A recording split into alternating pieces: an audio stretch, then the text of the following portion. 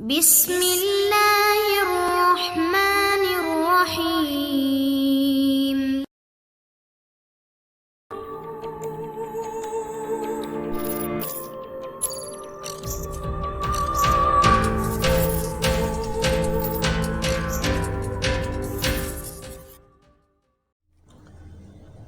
السلام علیکم دوستو، عمران سیریز ناول سورڈ ماگا بائی مظہر کلیم MA۔ اگر آپ نے ابھی تک ہمارے چینل جاسوسی دنیا کو سبسکرائب نہیں کیا تو سبسکرائب کریں اور بیل آئیکن پر کلک کیجیے۔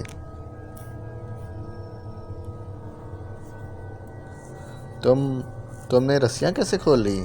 ایسا تو ممکن ہی نہیں ہے۔ پھر کیسے ممکن ہوا؟ ڈورتھی نے رک رک کر کہا۔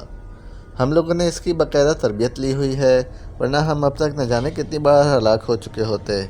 بہرحال تم یہ بتاؤ کہ تمہارا نائب کون ہے جس کے ذمے تم نے ہماری نگرانی اور ٹریسنگ کا کام لگایا ہوا ہے؟ عمران نے جواب دیتے ہوئے کہا۔ تم مجھ سے کچھ معلوم نہ کر سکو گے۔ تم بے شک مجھے ہلاک کر دو، لیکن میں یہ برداشت ہی نہیں کر سکتی کہ کوئی مجھے میرے اصولوں کی خلاف ورزی پر آمادہ کر سکے، ڈورتھی نے منہ بناتے ہوئے کہا۔ جولیا، کیا تم اس کی زبان کھلوا سکتی ہو؟ عمران نے ساتھ بیٹھی جولیا سے مخاطب ہو کر کہا۔ کیا ضرورت ہے پوچھ گچھ کرنے کی؟ اس کا نائب آخر کار یہاں کے بارے میں معلوم کرے گا یا اسے معلوم ہوگا؟ وہ آ کر اس کی لاش لے جائے گا۔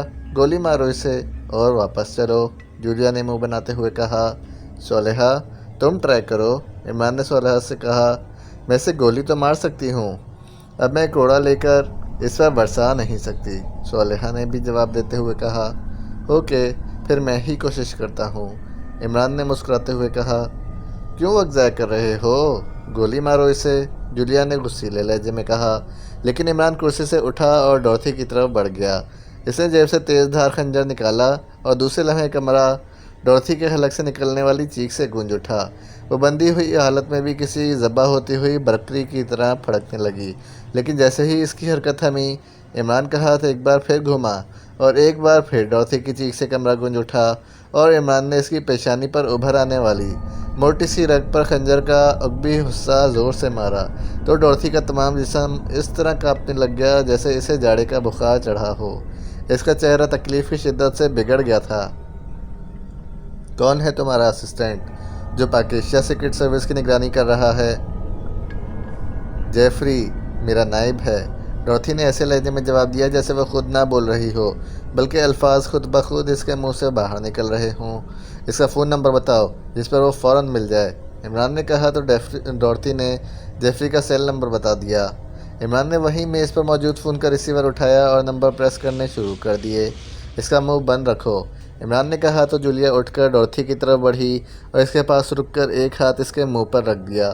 عمران نے آخر میں لاؤڈر کا بٹن پریس کر دیا تو دوسری طرف بجنے والی گھنٹی کی آواز سنائی دی اور پھر فون آن ہو گیا۔ جیفری بول رہا ہوں، دوسری طرف سے ایک مردانہ آواز سنائی دی۔ ڈورتھی بول رہی ہوں، عمران نے ڈورتھی کی آواز اور لہجے میں کہا تو ڈورتھی کے چہرے پر انتہائی حیرت کے تاثرات ابھر آئے۔ یس میڈم، حکم، دوسری طرف سے کہا گیا۔ پاک ایشیا سیکرٹ سروس کے بارے میں کوئی تازہ ترین رپورٹ؟ عمران نے ڈورتھی کی آواز اور لہجے میں کہا۔ ابھی تک کوئی رپورٹ نہیں میڈم۔ میرا ذاتی خیال ہے کہ جس گروپ نے آپ کے کلب پر حملہ کیا تھا اور جنہیں آپ وہاں سے اٹھوا کر پرشیلا لے گئے تھیں، وہی پاک ایشیا سیکرٹ سروس کا گروپ ہے۔ ان کے تو میک اپ واش ہی نہیں ہوئے۔ بہرحال میں نے انہیں گولیاں مار دی ہیں، اور دوسری بات یہ کہ جس پارٹی نے ہمیں یہ ٹاسک دیا تھا اس نے یہ ٹاسک واپس لے لیا ہے، اس لیے تم اس معاملے کو اب فوری طور پر ختم کر دو، عمران نے ڈورتھی کی آواز اور لہجے میں کہا۔ اوکے میڈم، آپ کے حکم کی تعمیل ہوگی۔ اوکے، عمران نے ڈورتھی کی آواز اور لہجے میں کہا اور ریسیور کیڈل پر رکھ دیا تو جولیا نے بھی ڈورتھی کے منہ سے ہاتھ ہٹایا اور واپس مڑ کر اپنی کرسی پر آ کر بیٹھ گئی۔ ڈورتھی کے چہرے پر حیرت کے تاثرات موجود تھے، لیکن اس کی زبان بند ہو چکی تھی۔ تمہیں یہ ٹاسک اسکاٹ نے دیا تھا یا لارڈ ہنٹر نے؟ عمران نے ایک بار پھر ڈورتھی کی پیشانی پر ابھر آنے والی رگ پر مڑی ہوئی انگلی سے ضرب لگاتے ہوئے کہا۔ اسکاٹ نے ڈورتھی نے چیختے ہوئے کہا تو عمران نے جیب سے مشین پسٹل نکالا اور دوسرے لمحے فائرنگ کی تڑتڑاہٹ کی آوازوں کے ساتھ ساتھ انسانی چیخوں سے کمرہ گونج اٹھا۔ ڈورتھی کچھ لمحے تڑپنے کے بعد ساکت ہو گئی۔ آؤ چلیں، اب کم از کم ہماری بیک محفوظ ہو گئی ہے، عمران نے کہا تو جولیا اور صالحہ نے اس بات میں سر ہلا دیا۔ اسکاٹ اپنے آفس میں بیٹھا ایک فائل کے مطالعے میں مصروف تھا کہ پاس پڑے فون کی گھنٹی بج اٹھی تو اسکاٹ نے ہاتھ بڑھا کر ریسیور اٹھا لیا۔ یس، اسکاٹ نے اپنے مخصوص انداز میں کہا۔ سپر چیف سے بات کریں۔ دوسری طرف سے فون سیکرٹری نے مؤدبانہ لہجے میں کہا۔ ہیلو سپر چیف، میں اسکاٹ بول رہا ہوں۔ اسکاٹ نے مؤدبانہ لہجے میں کہا۔ اسکاٹ، ہمیں رپورٹس مل رہی ہیں کہ پاکستان سیکرٹ سروس یہاں کام کر رہی ہے، جبکہ ہم اب تک اسے ٹریس بھی نہیں کر سکے۔ اس کی وجہ؟ دوسری طرف سے تقریباً دھاڑتے ہوئے لہجے میں کہا گیا۔ سپر چیف، ان کی تلاش جاری ہے۔ انہوں نے ایسے خصوصی میک اپ کر رکھے ہیں کہ جدید ترین کیمرے بھی انہیں چیک نہیں کر سکے۔ میں نے ڈورتھی کو انہیں ٹریس کرنے کے لیے کہا ہے اور اسے معاوضہ بھی پہنچا دیا گیا ہے۔ آپ کو تو بخوبی علم ہے کہ ڈورتھی کا یہاں مضبوط اور وسیع نیٹ ورک موجود ہے، اسکاٹ نے مؤدبانہ لہجے میں کہا۔ جس قدر وقت گزرتا جا رہا ہے وہ آگے جا رہے ہیں، حتیٰ کہ تمہاری رپورٹ کے مطابق انہوں نے ہمارے سپر ایجنٹس آسکر اور ڈیمی کو بھی ہلاک کر دیا ہے اور ہم ابھی تک انہیں ٹریس کرتے پھر رہے ہیں، لارڈ ہنٹر نے غصیلے لہجے میں کہا۔ ایسا ان کی اپنی حماقت کی وجہ سے ہوا ہے۔ وہ انہیں بے ہوش کر کے اسپیشل پوائنٹ پر لے گئے جہاں انہیں ہوش میں لایا گیا اور انہوں نے سچویشن بدل دی، حالانکہ میں نے انہیں سختی سے کہہ دیا تھا کہ وہ ان چکروں میں نہ پڑیں، جس پر انہیں شبہ ہو اسے فوری گولی مار دیں، لیکن انہوں نے میری بات پر عمل نہیں کیا، اس لیے معاملات ان کے ہاتھ سے نکل گئے، اسکاٹ نے جواب دیتے ہوئے کہا۔ اب یہ بات اچھی طرح سن لو کہ میں تمہیں 3 دن دے رہا ہوں۔ اگر ان 3 دنوں میں تم نے ان لوگوں کو ٹریس کر کے ہلاک نہ کرا دیا تو پھر تم اپنے آفس سمیت سمندر میں غرق کر دیے جاؤ گے۔ It is my last order, lord Hunter نے دھاڑتے ہوئے لہجے میں کہا۔ یس چیف، حکم کی تعمیل ہوگی، اسکاٹ نے کہا اور دوسری طرف سے رابطہ ختم ہو جانے پر اس نے بھی ریسیور رکھ دیا۔ 3 روز، ویری بیڈ، ڈورتھی بھی خاموش ہے، اس سے بات کرنا پڑے گی ورنہ 3 روز گزرنے میں دیر نہیں لگتی، اسکاٹ نے بڑبڑاتے ہوئے کہا اور پھر ریسیور اٹھا کر ایک نمبر پریس کر دیا۔ یس چیف، دوسری طرف سے فون سیکرٹری کی مؤدبانہ آواز سنائی دی۔ ڈورتھی سے بات کراؤ، اسکاٹ نے کہا اور ریسیور رکھ دیا۔ پھر کچھ دیر بعد فون کی گھنٹی بجی تو اسکاٹ نے ریسیور اٹھا لیا۔ یس، اسکاٹ نے کہا۔ چیف، ڈورتھی اپنے کلب اور اپنی رہائش گاہ پر موجود نہیں ہے اور نہ ہی بتایا جا رہا ہے کہ وہ کہاں ہے۔ اسسٹنٹ جیفری ہوگا، اس سے بات کراؤ۔ یس چیف، دوسری طرف سے کہا گیا تو اسکاٹ نے ریسیور رکھ دیا۔ پھر تھوڑی دیر بعد فون کی گھنٹی بجی تو اسکاٹ نے ریسیور اٹھا لیا۔ یس، اسکاٹ نے کہا۔ جیفری لائن پر ہے چیف، دوسری طرف سے فون سیکرٹری کی مؤدبانہ آواز سنائی دی۔ اسکاٹ بول رہا ہوں جیفری۔ یس سر، حکم، دوسری طرف سے ایک مردانہ آواز سنائی دی، لہجہ بے حد مؤدبانہ تھا۔ ڈورتھی کہاں ہے؟ میں نے اس سے ضروری بات کرنی تھی لیکن وہ نہ کلب میں ہے اور نہ ہی اپنی رہائش گاہ پر، اور نہ یہ بتایا جا رہا ہے کہ وہ کہاں ہے، اسکاٹ نے کہا۔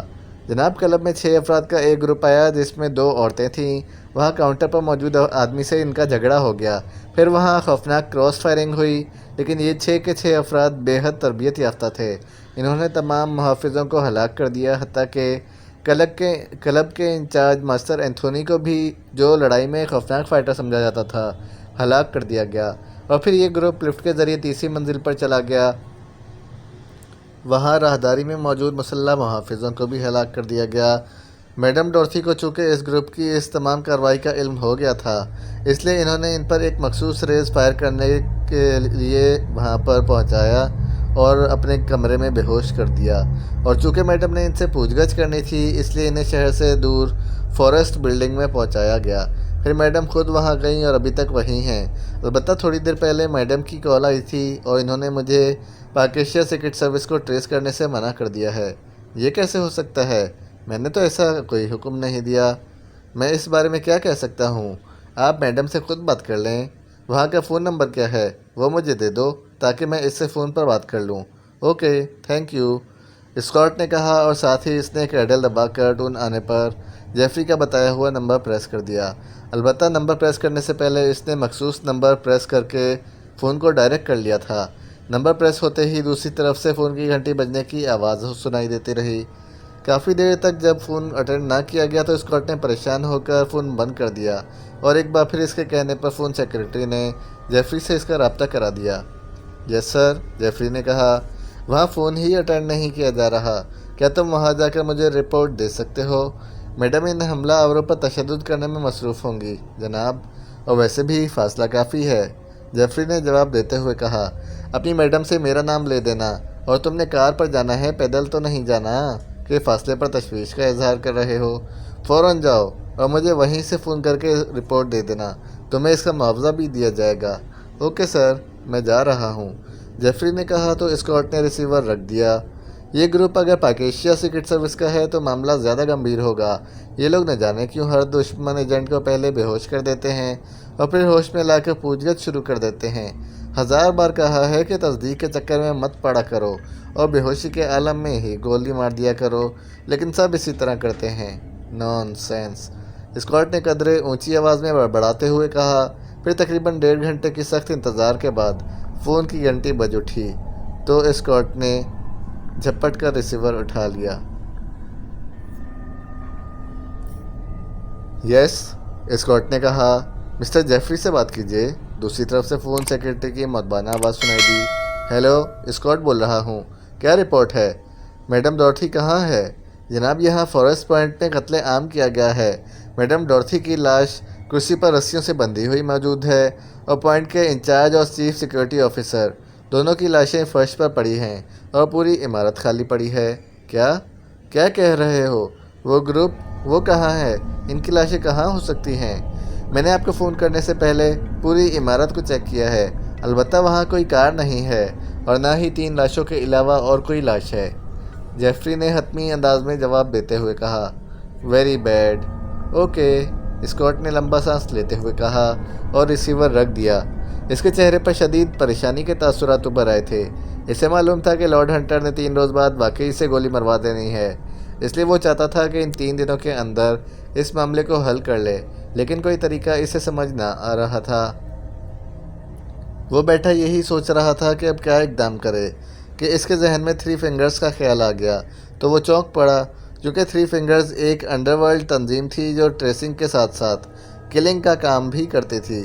اس کا مقامی انچارج ماتھور اس کا گہرا دوست تھا، اور ماتھور انتہائی سائنٹیفک انداز میں کام کرتا تھا، اس لیے اسے آج تک کبھی ناکامی کا منہ نہیں دیکھنا پڑا تھا۔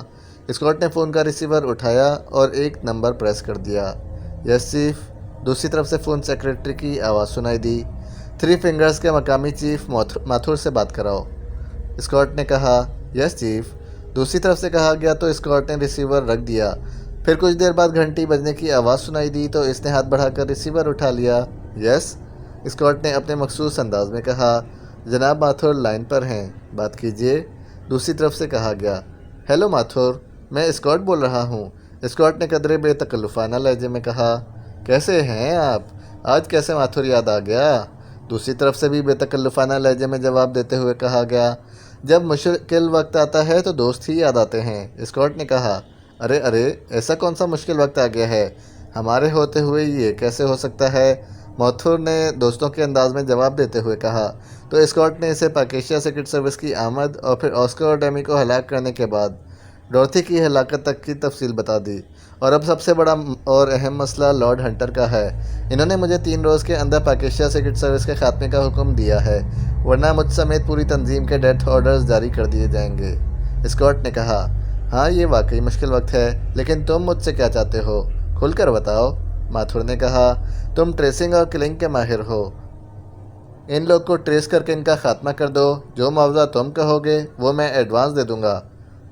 بس ایک بات کا خیال رکھنا کہ انہیں موقع نہ ملے، ٹریسنگ ہوتے ہی انہیں فوراً گولیوں سے اڑا دینا، ورنہ وہ لوگ سچویشن بدلنے کے ماہر ہیں، اسکاٹ نے کہا۔ ان کی تصاویر بھجوا دو، ساتھ ہی $10 لاکھ بھی، میں کوشش کروں گا کہ چند گھنٹوں میں تمہیں خوشخبری دے دوں، ماتھور نے کہا۔ وہ میک اپ کے ماہر ہیں، اس لیے تصاویر تمہیں کوئی فائدہ نہیں دیں گی۔ ان کی نشانی یہ ہے کہ وہ ایک گروپ کی صورت میں کام کر رہے ہیں، اور اس گروپ میں 4 مرد اور 2 عورتیں ہیں۔ ان کا لیڈر عمران ہے، اسکاٹ نے کہا۔ تمہارے آدمیوں نے ان کی رہائش گاہ کا پتہ تو چلا ہی لیا ہوگا؟ نہیں، ایسی کوئی رپورٹ مجھے ابھی تک نہیں ملی ہے، اسکاٹ نے کہا۔ اوکے، میں چیک کر لوں گا، چونکہ تم تصویریں نہیں بھجوا رہے، اس لیے اب معاوضہ میرے اکاؤنٹ میں جمع کرا دو، ماتھور نے کہا، اور پھر بینک کی تفصیل اور اکاؤنٹ نمبر بتا دیا، جسے ماتھور نے سامنے پڑے نوٹ پیڈ پر لکھ لیا۔ میں بھجوا دیتا ہوں، لیکن مجھے جلد از جلد خوشخبری دو، ایسا ہی ہوگا۔ یہ ہمارے لیے کوئی مسئلہ نہیں ہے۔ پورے علاقے میں ہمارے آدمی موجود ہیں۔ ہم یہاں موجود تمام گروپس کو چیک کریں گے، خاص طور پر جس گروپ میں 6 افراد ہوں۔